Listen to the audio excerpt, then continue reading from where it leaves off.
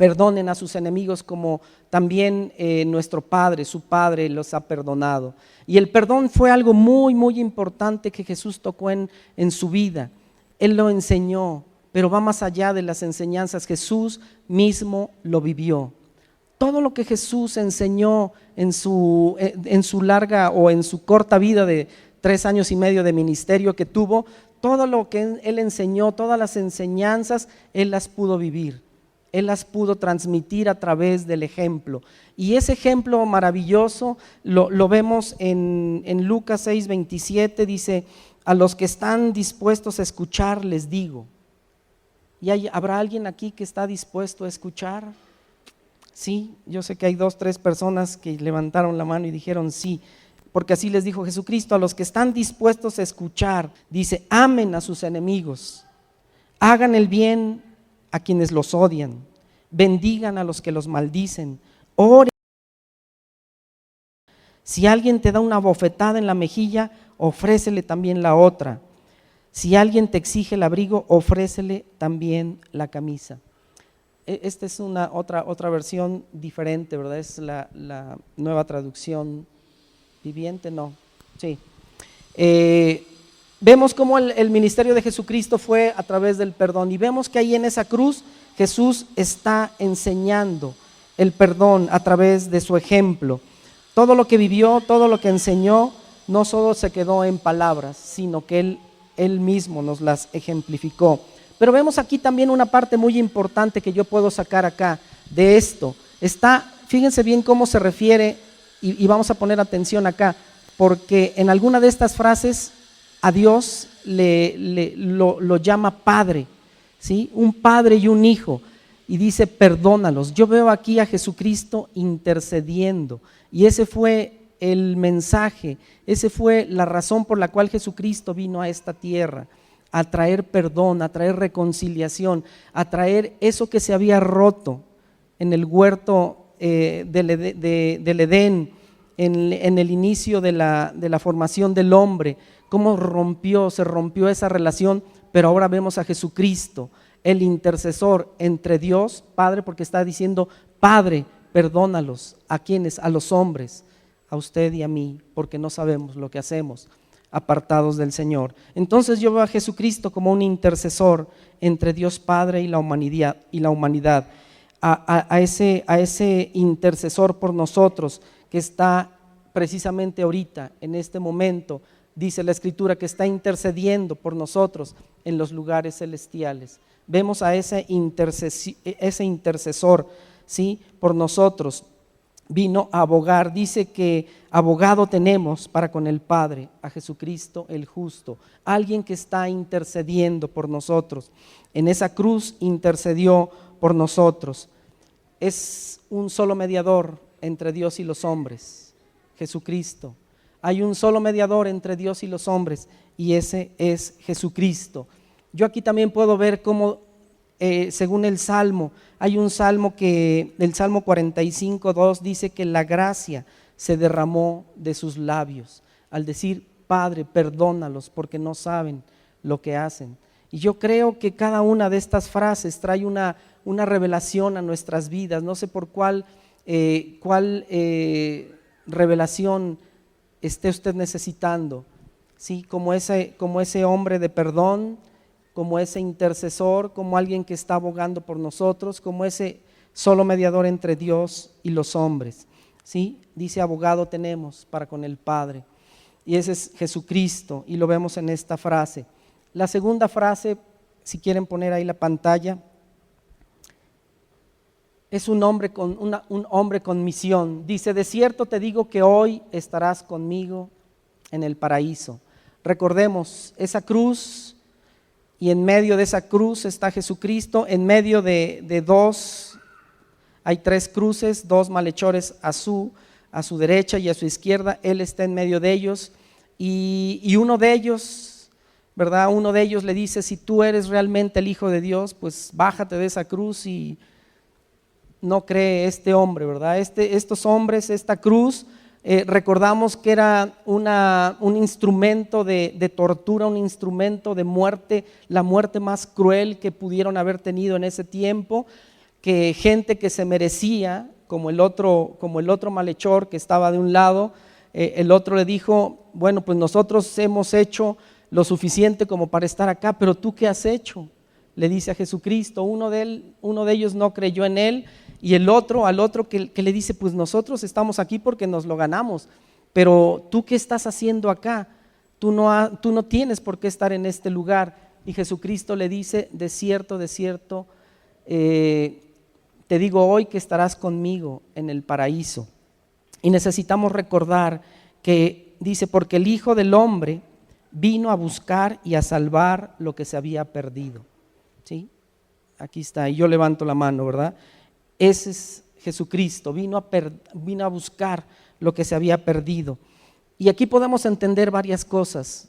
Si nos fijamos en esa cruz, en esos dos hombres, y no importó el pasado de este hombre, no importa lo que hayamos hecho.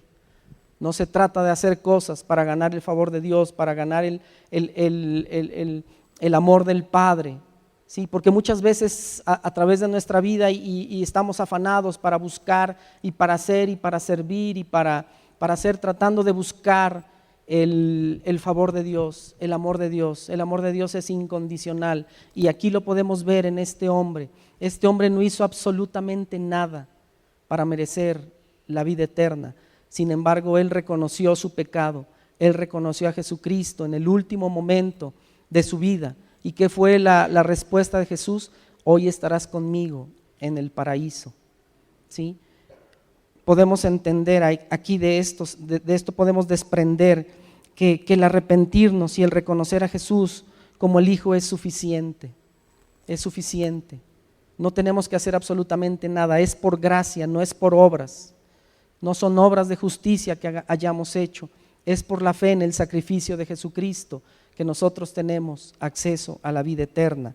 Sí, yo lo que veo aquí es que no debemos perder que tenemos vida eterna, porque todo lo que hacemos, todo lo que vivimos, todo lo que trabajamos, todo lo que hacemos muchas veces está en función de este tiempo, de esta vida. Vivimos en el hoy y en el presente, y perdemos muchas veces de vista que tenemos vida eterna, que nuestra morada está en el cielo, que esta vida, por muchos años que podamos tener, los que el Señor determine, 100, 120 años te gusta vivir, los que son muchos, ¿verdad? Es un instante en comparación a la eternidad que podemos pasar con Él. De hecho, Jesucristo, Dios nos enseña que hay eternidad en el corazón del hombre. Hay una escritura que me encanta, que está en Eclesiastés. Eclesiastés es la sabiduría, ¿verdad?, de un hombre en los últimos días de su vida, un hombre de los más sabios que ha existido en la historia de la humanidad, y concluye muchas cosas. Y dice Eclesiastés 3:11, dice, todo lo hizo hermoso en su tiempo, y ha puesto eternidad en el corazón de ellos. Hay eternidad en el corazón del ser humano, porque así nos hizo Dios. Y si nosotros pensamos en función de esa eternidad, tal vez la vida y tal vez nuestros afanes y tal vez nuestras preocupaciones cambiarán cuando nosotros pensamos en la vida eterna. Claro, aquí en la vida hay que trabajar, hay que luchar, hay que esforzarse, tendremos, Jesucristo dijo, en esta tierra van a tener preocupaciones, van a tener confusión, van a tener muchas cosas. Dice, pero confíen en mí, yo he vencido al mundo, en este mundo tendremos aflicción. Jesucristo nos lo dijo. Pero cuando nosotros nos enfocamos en esa vida eterna, que me recuerda estas palabras, dice, todo lo hizo hermoso y ha puesto eternidad en el corazón de ellos, sin que alcance el hombre a entender la obra que ha hecho Dios desde el principio hasta el fin. ¿Sí? Muchas veces no alcanzamos a entender la obra que Dios ha hecho, pero para eso vino Jesucristo, a hacernos entender que hay eternidad en el corazón del hombre, y ahí estaremos, como le dijo a este hombre, no por nuestras obras de justicia, sino por la fe en ese sacrificio, en esa cruz. La tercera frase dice, mujer, he ahí tu hijo. Y luego le dice al discípulo, he ahí tu madre. Está Juan, el discípulo amado, de hecho así se refiere en Juan 19:26, cuando Juan escribió el Evangelio según San Juan, cuando se refiere a él mismo, así se refiere como el Hijo amado, como al que Jesús más amó, como al amado de Jesús. Y en esta ocasión, ahí en esa cruz, sí, dice que todos se fueron, pero ahí estaba su madre, ahí estaba Juan, el discípulo más joven, el discípulo que siempre estuvo más cerca de Jesús, y ve a Jesús en esa cruz. O sea, no le importó su sufrimiento, todo lo que había pasado. Sin embargo, él tuvo compasión de su madre. Hasta el último momento se lo encarga con estas palabras a este joven, ¿verdad? A este joven que sabía que iba a cuidar hasta el último día de sus vidas a su madre, y le dice: mujer, he ahí tu hijo. Y al discípulo le dice: he ahí tu madre. Jesús fue un hombre de compasión. Él tenía un propósito cuando llegó aquí a la tierra, ¿verdad? Esa cruz, y ahorita lo vamos a ver cuál fue ese propósito. Pero mientras él caminó aquí entre nosotros, vio a la multitud, vio a la gente en necesidad, y la gente se acercaba, y la gente tenía la respuesta en Jesús.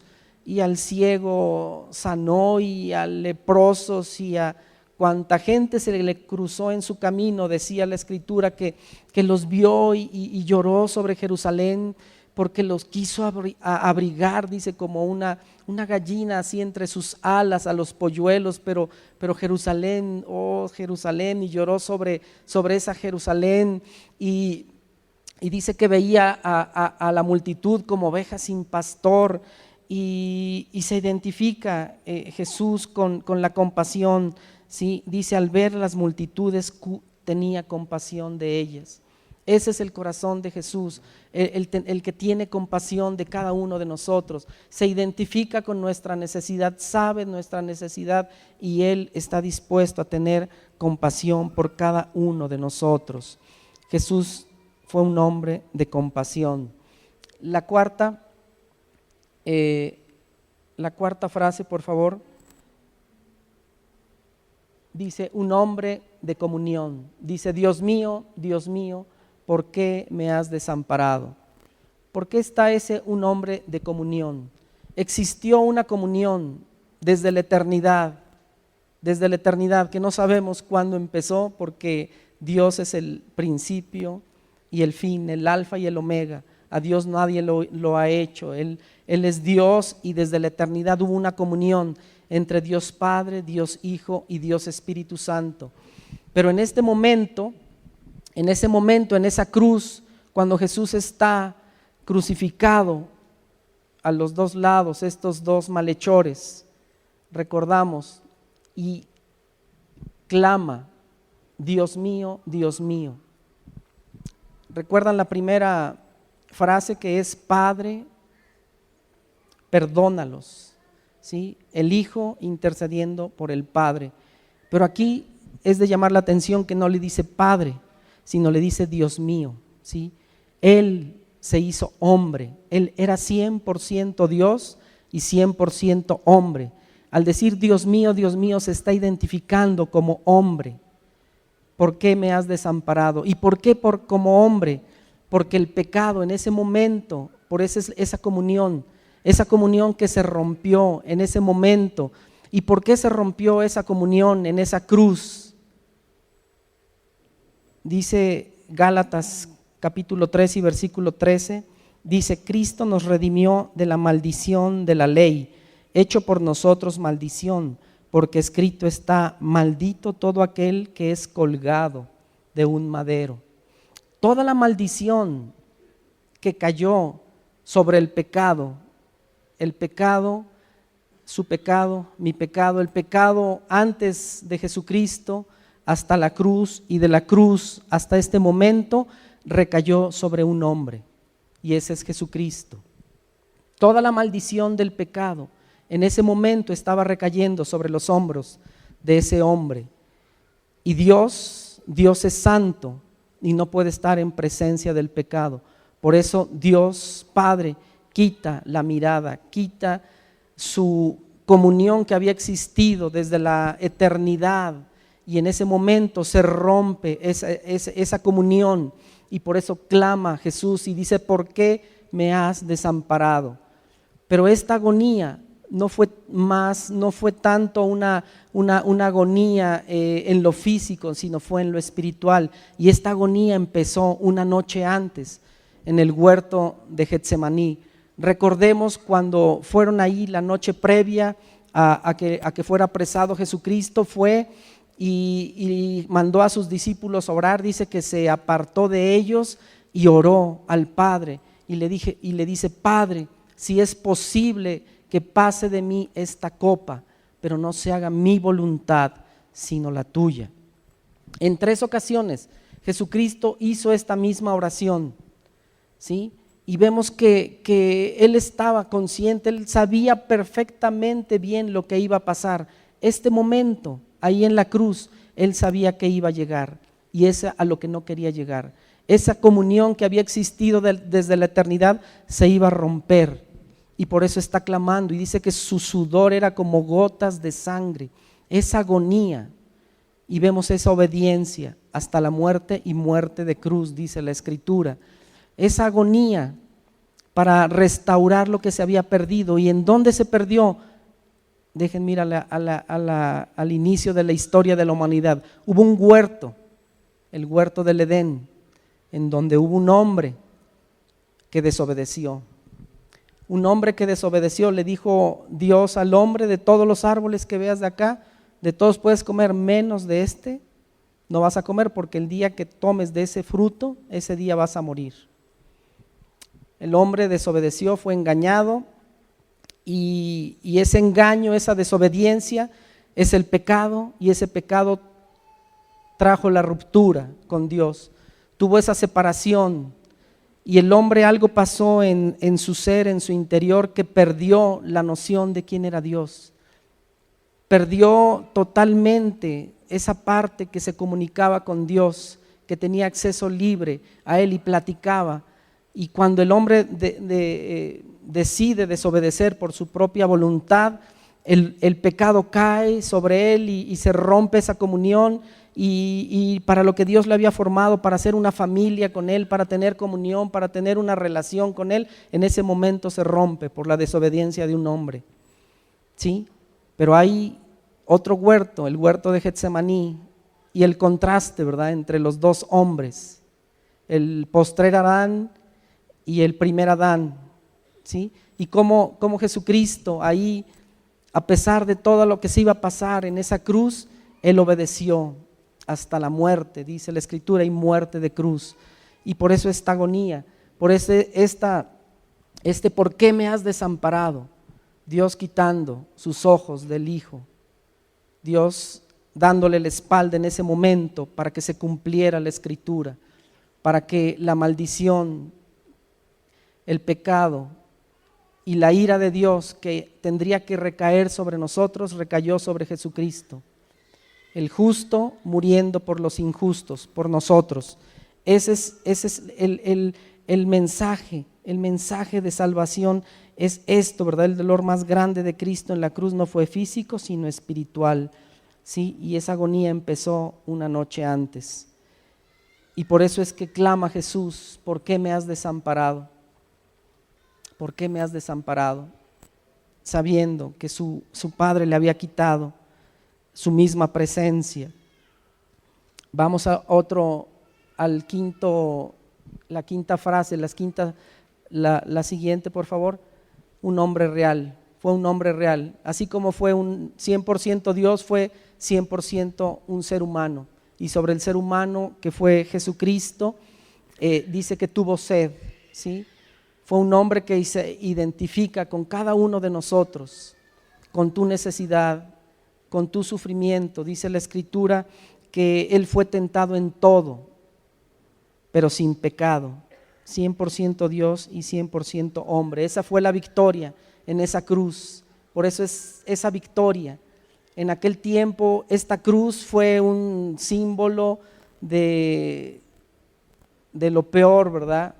Y por eso los discípulos en esos tiempos, cuando salieron a compartir y todo, les costó tanto trabajo entender a la gente, que cómo le decían a los discípulos: ¿cómo es que ustedes dicen que que son victoriosos y todos, si su maestro fue crucificado, ¿verdad? Si al que ustedes siguen murió en esa cruz, no podían entender que esa cruz fue un símbolo de victoria para nosotros, un símbolo en donde el pecado fue exhibido, ¿sí? Y está esta Colosenses capítulo 2 de las Escrituras que más revelación ha traído a mi vida,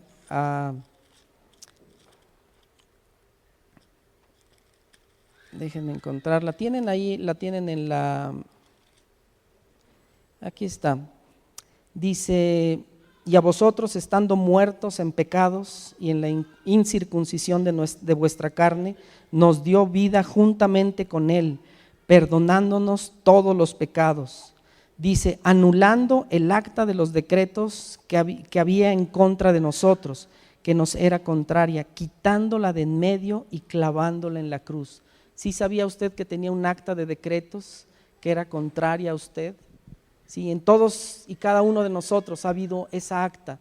Desde el momento en que nosotros tuvimos uso de razón y empezamos desde corta edad a mentir, porque es la naturaleza del ser humano. Nadie a los niños les enseña a mentir, ¿verdad? Cuando rompen algo, tiran algo, los pequeñitos, ¿quién fue?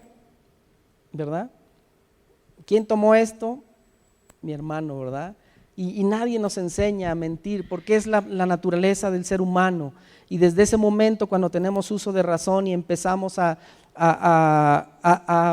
hacer esa acta de decretos que nos era contraria, ¿verdad? Y hay unos que tenemos una acta de decretos, pero de aquí hasta allá, pero dicen esa acta de decretos, dice, la quitó de en medio y la clavó en la cruz. ¿En medio de quién?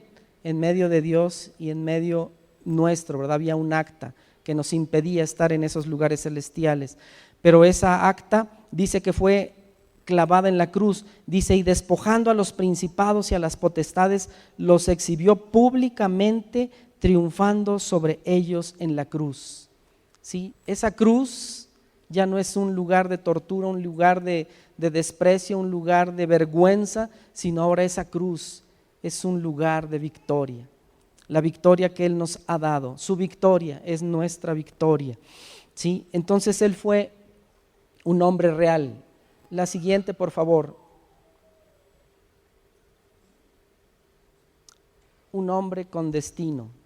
Y esta es la parte crucial, el consumado es.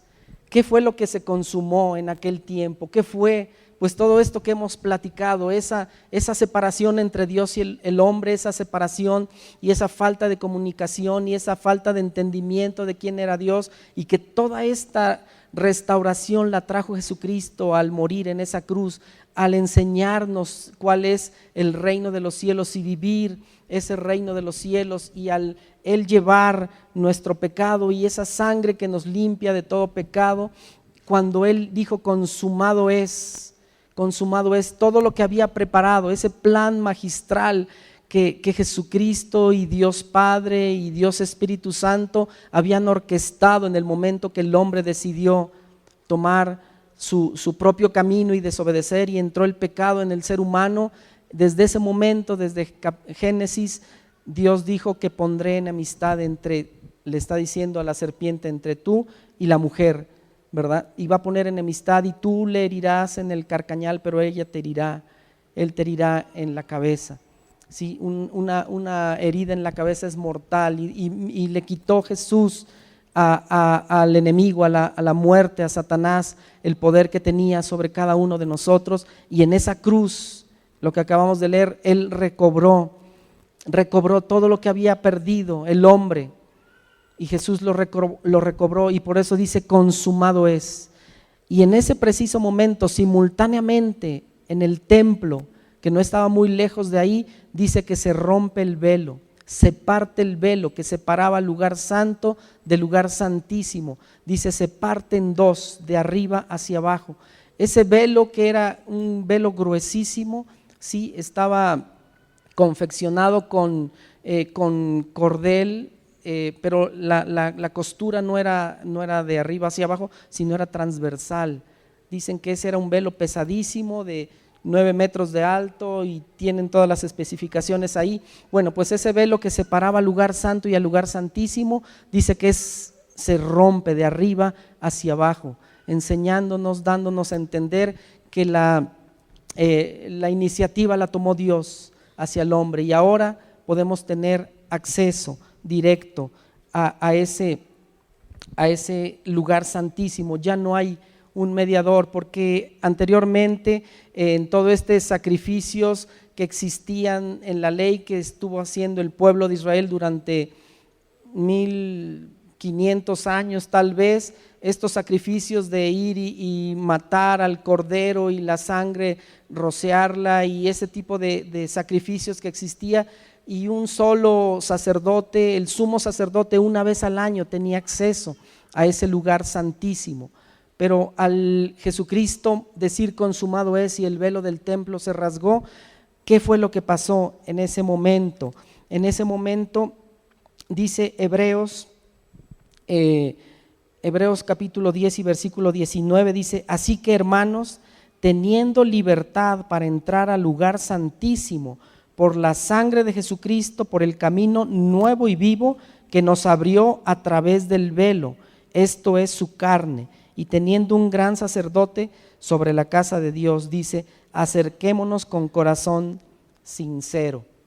Sí, y podríamos pensar en este momento, recapacitar y meditar un poquito en este sacrificio y la entrada que tenemos ahora al lugar santísimo, al Padre. Ya no hay necesidad de un mediador, una tercera persona para que nosotros podamos acceder al lugar santísimo.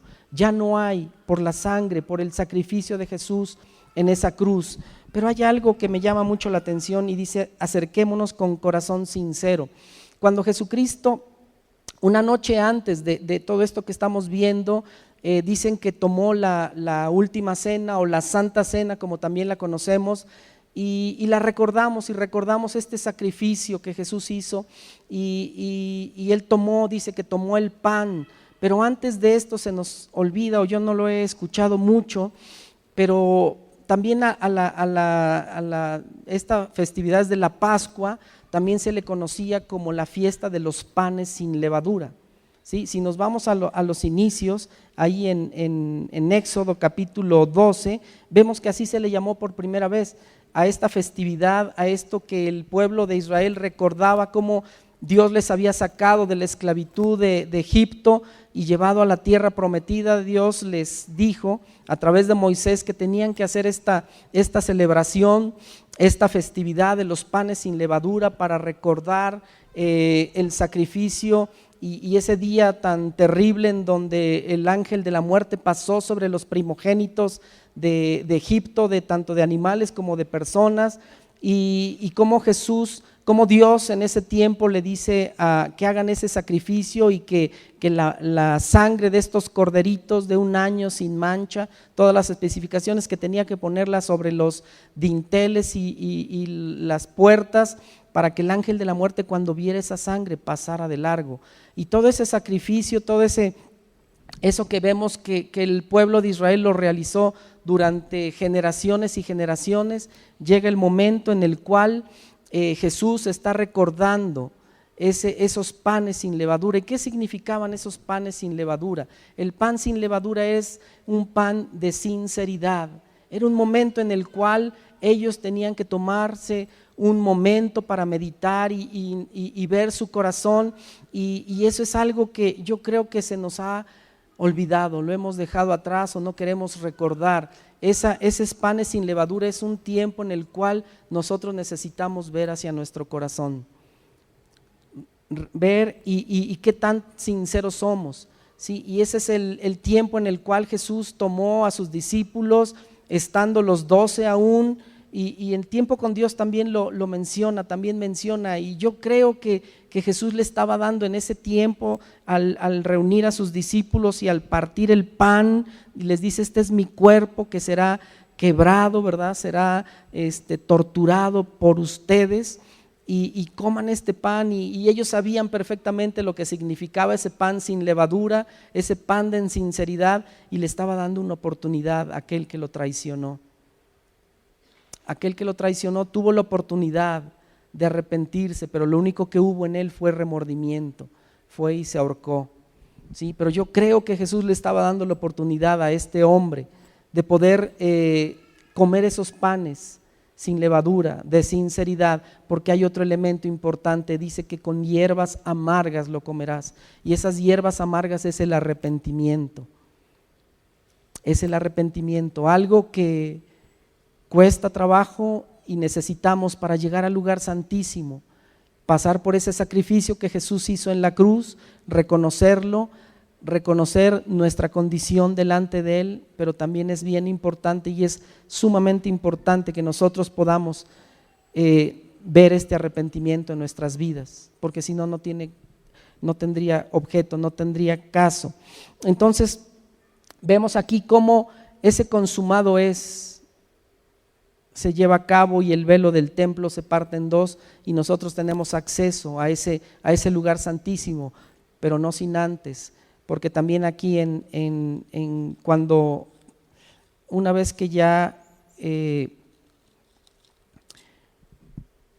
Pablo le escribe a la iglesia en Corinto acerca de esto, y cuando tomamos la Santa Cena muchas veces tomamos esta escritura en Primera de Corintios, leemos: porque yo recibí del Señor lo que también nos he enseñado, que el Señor Jesús, la noche que fue entregado, tomó pan, ese pan que sabemos que es sin levadura, de sinceridad, que es su cuerpo ahora, y habiendo dado gracias lo partió y lo dio y les dijo: tomad, comed, esto es mi cuerpo que por vosotros es partido, haced esto en memoria de mí. Asimismo tomó también la copa después de haber cenado, dice: en mi sangre haced esto todas las veces que bebieres en memoria de mí.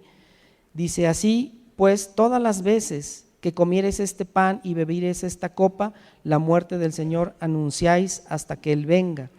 Aquí el versículo 28 dice: por tanto, pruébese cada uno a sí mismo y coma así del pan y beba de la copa. El 31 dice: si pues nos examinamos a nosotros mismos, no seremos juzgados. Yo quería tocar este punto porque Dios ha estado hablando en mi corazón de esto, ¿verdad? Y hace tiempo lo oí, que si hemos creído, dice, la iglesia actual, la iglesia de este tiempo ha creído. Y oí, y cuando dijo: pero la iglesia no se ha arrepentido.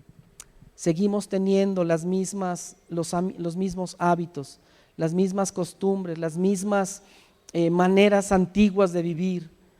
Pero es un tiempo y de eso se trata este tiempo, de recordar la esencia del evangelio y que nuestra vida misma tiene que tener otro cambio. Yo sé que muchos de nosotros ha habido un cambio radical, pero sigue habiendo y seguirá habiendo hasta que el Señor venga, cosas en las cuales necesitamos arrepentirnos continuamente, estar analizando nuestra vida, nuestro corazón, de una manera tan sincera delante de Él, que podamos arrepentirnos delante de Él. ¿Sí? Esta es la parte que a mí Dios me habló, ¿verdad? Del arrepentimiento. Dice: acerquémonos con corazones sinceros. ¿Sí? Y ya por último vamos terminando.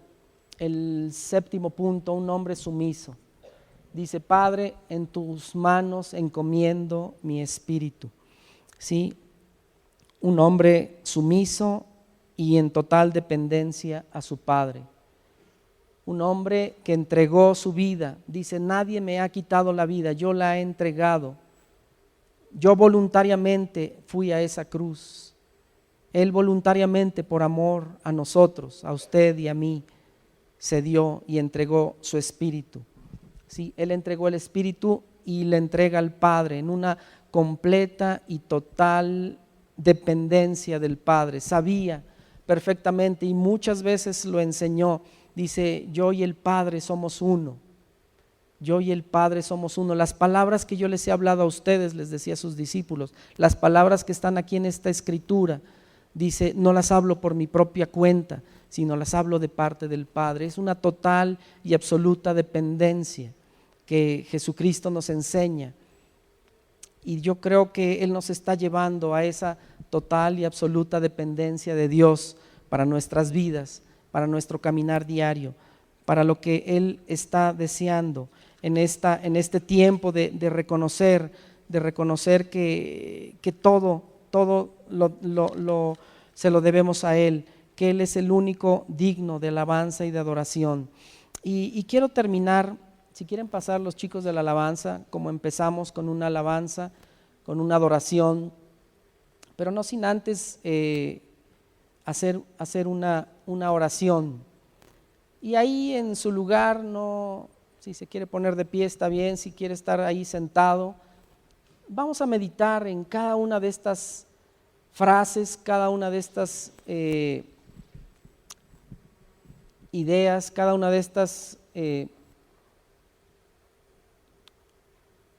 revelación que el Señor ha traído a través de nuestras vidas. Y Él quiere que en este tiempo de estar recordando podamos analizarnos. Sí, tenemos acceso a ese lugar santísimo, pero necesitamos pasar. De hecho, el lugar santísimo, antes había un lugar santo en el cual había unos panes, había un lugar de sacrificio. Y me sigue hablando el Señor de reconocer nuestro pecado. No sé si usted venga por primera vez o si ya tiene tiempo, pero todos, no hay excepción de personas que podamos librarnos, que podamos tener un corazón tan limpio que no podamos nosotros ir y arrepentirnos de esos pequeños detalles, esas actitudes que no nos han permitido muchas veces tener una comunión como Él quiere. A lo que Él quiere es llevarnos cada vez más a una mayor santidad, ¿sí? Somos santos, el Señor así lo dice, que cuando nosotros le recibimos hemos sido apartados, ¿sí? Una cosa es ser santo, apartados para Él, pero otra cosa es anhelar esa santidad cada vez mayor, ¿sí? Esa pureza en nuestros corazones. Señor, gracias te damos por ese sacrificio en esa cruz. No tenemos palabras como agradecer lo que hiciste. Y como dice Eclesiastés, ni siquiera entendemos muchas veces por qué lo hiciste. Y el Señor dice, fue por amor a ti, porque yo te deseaba mucho más de lo que tú deseas en esta hora, tener una comunión contigo, revelarme a ti como ese Padre, como ese amigo, como ese Dios que suple y que te ama y que quiere tener una comunión contigo cada vez mayor y en mayor intimidad. Y el Señor está acá y está examinando nuestros corazones. Quiere que comamos de ese pan. Él es el pan de vida, pero también fue ese pan que partió y ahí con sus discípulos, y es un pan de sinceridad, y Él ve nuestros corazones, pero también está el arrepentimiento. Gracias, Señor, porque nos das la oportunidad y estás hablando a nuestros corazones para llevarnos a este punto, porque quieres una mayor relación e intimidad con nosotros. Quieres una iglesia y estás preparando a la novia, a tu iglesia, porque vienes pronto, Señor. Gracias, Señor. Gracias por preparar a tu iglesia, por este tiempo que vamos a permitir recordar ese sacrificio en la cruz y esa resurrección de entre los muertos. Gracias, Señor, porque no te quedaste en esa cruz, porque esa tumba está vacía. Gracias, Señor, porque estás a la diestra de Dios Padre intercediendo por nosotros, por cada uno de nosotros en los lugares celestiales. Gracias, Señor, te damos en esta hora por este tiempo el cual tú nos permites vivir, tiempos gloriosos en los cuales te estás revelando a través de la Escritura y quieres revelarte más y más. Gracias, Señor, te damos porque podemos adorar Podemos adorarte, Señor, en espíritu y en verdad, entendiendo lo que realmente hiciste en ese sacrificio perfecto. Gracias, Señor, en el nombre de Jesús.